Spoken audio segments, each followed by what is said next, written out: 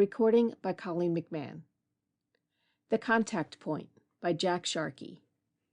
Lieutenant Lloyd spotted the first alien in the ruins of the strange red Martian city on the second day of exploration. His first impulse was to call out to the other men, but then, afraid his voice would startle the creature down at the end of the rubble-strewn street, he silently unholstered his military service pistol and crept forward toward the back.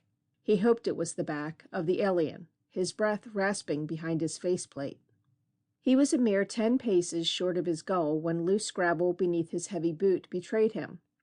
Even in a thin Martian atmosphere, the sound was a sharp one. The creature spun about, one appendage gripping the haft of a slim crystal tube. He froze there, watching Lloyd with odd, oval-shaped eyes, yellow-orange in color. Lloyd's thumb slid back the safety catch on his automatic, slowly, carefully. Then the creature lowered the tube, and its wide, lipless mouth curled in what had to be a grin. "Ukul-akul," it said distinctly. Lloyd looked into the alien eyes and was pleased to see the intelligence within their depths. He reholstered his pistol and held out his hand. "Lieutenant Lloyd, of the Sherlock II," he said. The alien hesitated, then inserted the 4 flaccid stalk things at the end of its arm into Lloyd's hand. They shook these clasped appendages solemnly, then withdrew their own with relief. "Boy, am I glad you Martians are friendly," Lloyd laughed. "When I saw you up the street, I envisioned a full-scale guerrilla attack, and damn, you're not getting a word of this, are you?" In reply, the creature pointed to its thoracic region and said, "Okay, Blet." It pointed to Lloyd again and enunciated carefully, "Lieutenant Lloyd." "Glad to know you, okay. Or do I call you by both names? Or just Mr. Blet?"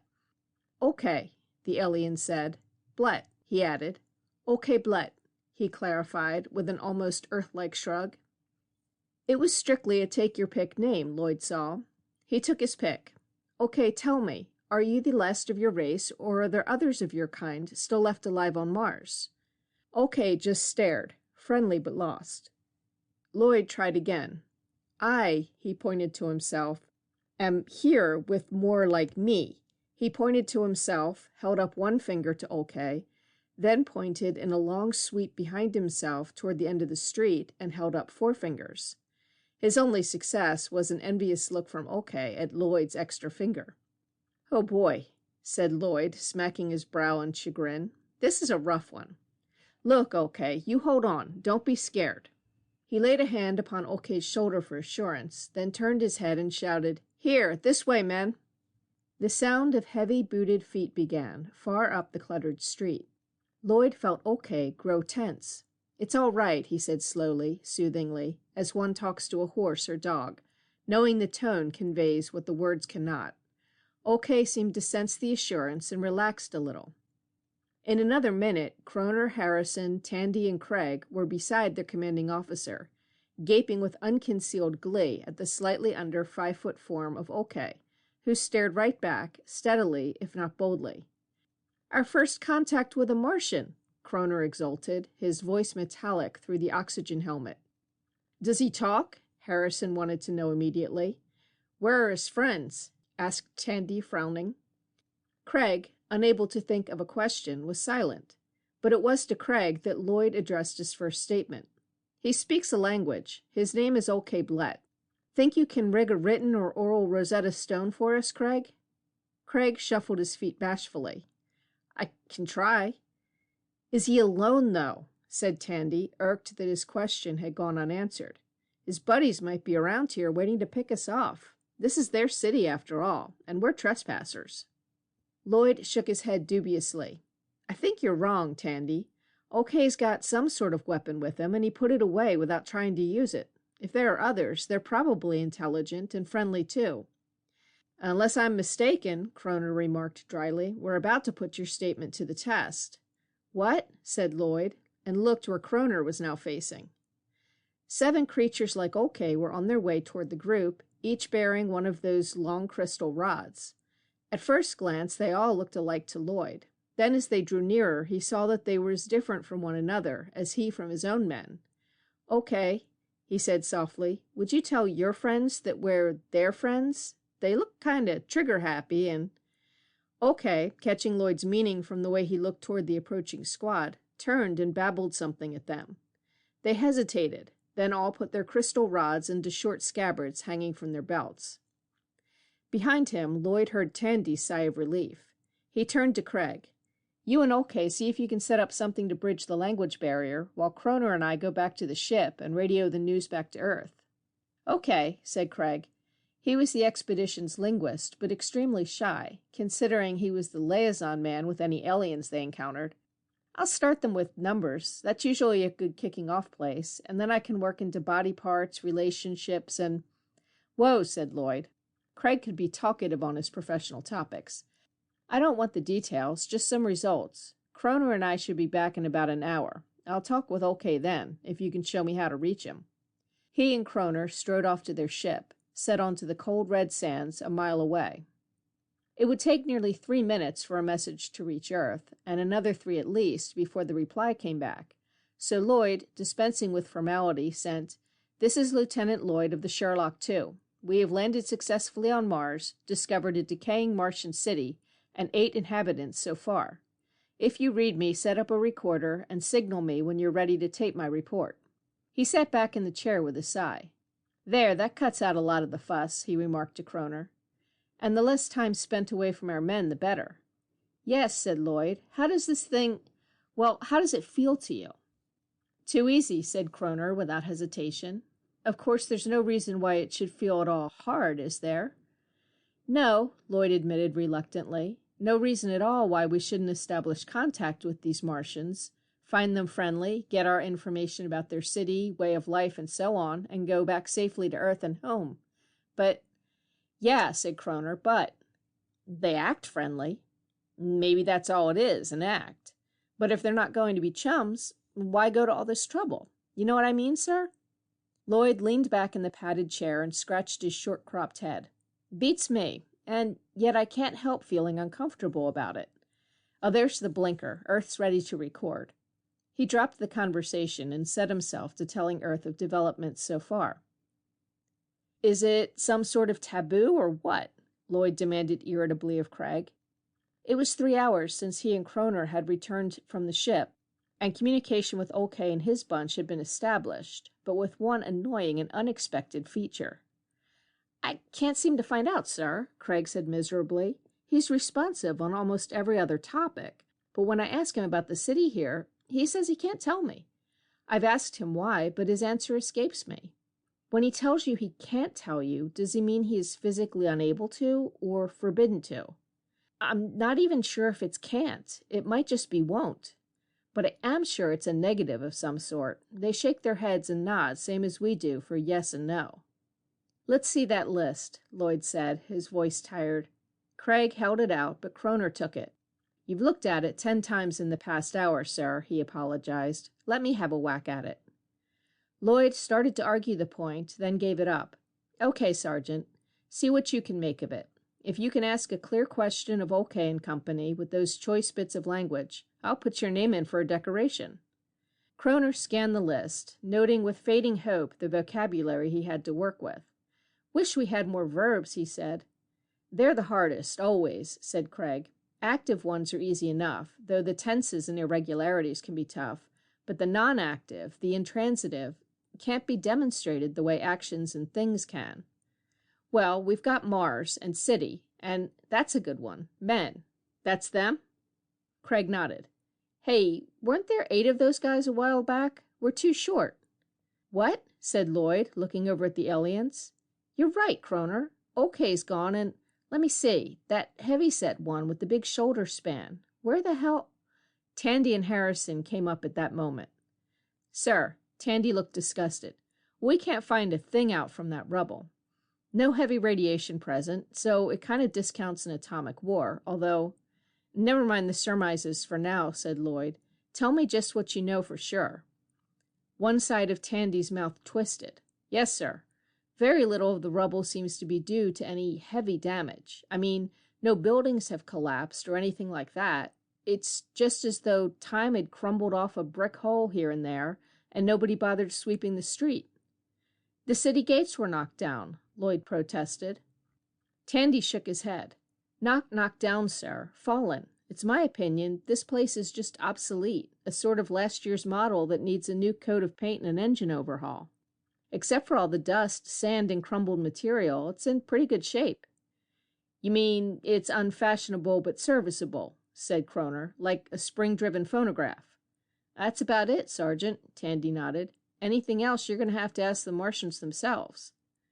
"Which brings me back to my earlier apprehension," said Kroner. "I don't like the idea of two of those guys being missing. Hold on, there they come. And with a small cannon, unless I miss my guess." The Earthmen were all on their feet now, facing the pair of aliens who lugged a heavy contraption with a tubular nozzle on the front of it up the street toward the waiting group. "It can't be a cannon," said Lloyd, puzzled. "Why would they bother, when hand weapons would do?" By that time, OK and his crony had the gadget set down on a tripod base and were turning dials on the side. The Earthmen, every one of them, loosened pistols in their holsters, but only Tandy actually brought his out. Then they jumped as a metallic voice came out through the gadget's nozzle. "Men," said the voice, "do not possess fear." "A miracle," gasped Craig. "It's a translating machine." He rushed forward to view this thing, his face glowing with delight. Lloyd, recovering from his start, saw that OK was speaking into a tube at the side of the machine and realized that his translated voice had been the one heard. "OK," he said, going toward the machine. "Does this work both ways?" OK nodded and pointed to the nozzle on the front. "This," said his voice from the nozzle, "picks up as well as recepts." "Receives," said Craig automatically. "As receives," said the nozzle automatically. "There will exist some few ungrammatics, but it will mostly make sensible." "Man, this simplifies everything," Lloyd exclaimed. "OK, do you mind if we ask you some questions?" OK, via the nozzle, replied with dignity. "You and your Craig have questioned with relentless of us. Can we be allowed the similar luck?" "I beg your pardon," Lloyd said sincerely. "Go ahead and ask." "These transparents you wear upon your faces, why?" asked the nozzle in a mechanical monotone. "The air." Lloyd gestured with a sweep of his arm. "It is too thin to support our kind of life without these masks." "Strange," said the nozzle. "And where are your women?" We did not bring them with us," said Lloyd. "We made this trip strictly to find you." OK stared at Lloyd a long moment. Then the nozzle asked, "What trip?" "To your city," said Lloyd. "To your planet." OK frowned, then fiddled a moment with a dial on the side of the machine. The nozzle spoke slowly this time. "Repeat your response. It was not a sensible." "We came here, to Mars, to find you." Lloyd said it carefully and distinctly, feeling very uneasy. "But this is Earth," said the nozzle loudly. "To you it is Earth," said Lloyd with a tolerant smile. "I think we're having a semantic problem, OK? Each planet's self-name would translate as Earth. This machine cannot make the proper distinction." "No, no, no," came the nozzle's voice. "You say your planet is called Earth. Why do you now call it Mars?" "We don't," said Lloyd, bewildered. "We called this planet Mars. Our planet is called Earth." "Sir," Kroner grasped his arm tightly. "Wait a minute. I think I get it. OK, is this your planet?" "No," said the nozzle. "Is it not yours?" "Numbers," said Craig. "Ask him by the number of the planet from the sun." "We're from Earth, the third planet from the sun," said Lloyd, holding up 3 fingers for emphasis. "Where are you from?" "We're from Earth," said the nozzle, "the second planet from the sun." OK held up 2 digits. "Venusians!" Tandy squawked, while Harrison doubled up in a fit of laughter as the idea sank in. In another moment, both groups, OK's and Lloyd's, had joined him in a tension-breaking paroxysm of mirth. "Where are you parked?" asked Kroner, the first to recover some semblance of control. OK, still chuckling, pointed in the opposite direction to that in which the Sherlock II was standing. "Outside the west gate of the city," said the nozzle. "Where are you?" "Outside the east gate. We thought you were Martians, people of this, the 4th planet." "And we in turn thought you were Martians," said OK through the nozzle. There was more laughter in both groups. "For Pete's sake," muttered Lloyd. "For Pete's sake. Look, okay, why don't both our groups get some rest, and we'll make our inspection tour of the city tomorrow, the two groups together. Okay, after a babble of discussion with his men, was in agreement with this plan, and they and the Earthmen shared a long room within one of the old abandoned buildings. Will your air supply not run out? Okay queried. Not on these, Lloyd explained. They're not tank masks, they're compression masks. A hydraulic system inside the suit keeps a compressor running in this gadget on our backs, as long as we're moving about. Martian air is thin, but non-poisonous. But if you sleep, the air runs low, which makes us fidget, which pumps more air through the compressors, Lloyd explained. OK expressed admiration at the cleverness of the Earth scientist, then joined his men in slumber. The Earthmen, tired and happy, fell soundly asleep. It was still dark, the chill purple dark of Mars at night, when Lloyd awakened abruptly. His body was tense and his mind keenly alert. Something was wrong. He felt it, but couldn't place the source of his uneasiness. He sat up and looked about him. Starlight, coming in bright pinpoints through a high-arched window, glinted reassuringly off the helmets of his men, lying in pools of deep shadow all about him. He looked for OK and his group and saw their smaller silhouettes huddled on the stone flooring. Feeling a little better, he lay down once more and tried to fall back to sleep.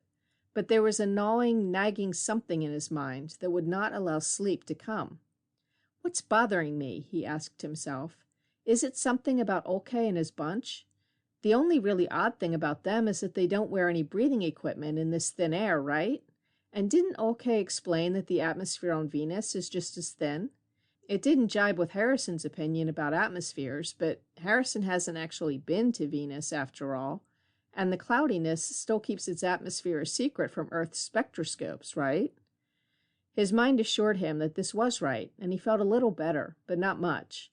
So what's eating me? A hunch, intuition, or just alien planet nerves? He went on. Why should I wake up in the middle of the night feeling scared?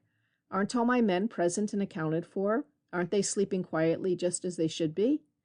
Feeling annoyed with his own nebulous fears, Lloyd sat up again and looked over the groups, OK's and his own. As he watched, Kroner grunted in his sleep and rolled over. Tandy's helmet emitted gentle snoring noises. Harrison and Craig lay more quietly, but their chests could be seen, even in that dim light, rising and falling normally. Lloyd excoriated his imagination for worrying him. It had fed him a quick suggestion that perhaps his companions' masks had been slit, suffocating them silently to death. I must trust OK, it's necessary, said Lloyd to himself. I can't let these groundless fears spoil future relations between Earth and Venus. The Venusians are friendly and intelligent, and not really odd-looking once you discount the number of digits on their hands and a few unearthly color schemes on their torsos. So what am I scared of?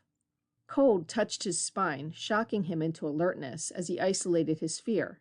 He rolled over and shook Kroner awake with barbaric callousness. Huh? What? Said Kroner, sitting up.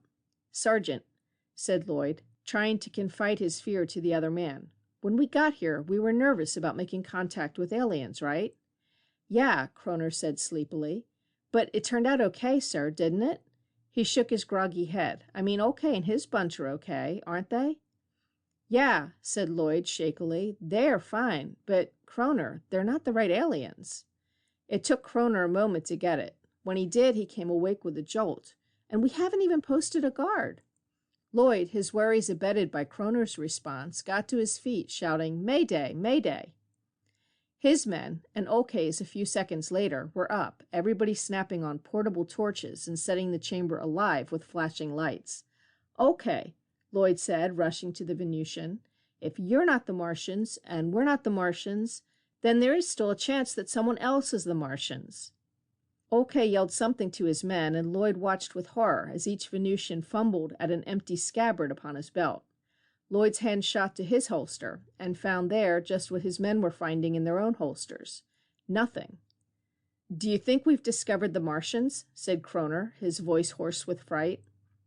Then the glaring overhead lights of the room came on, revealing the surrounding phalanx of hard-eyed, armed creatures.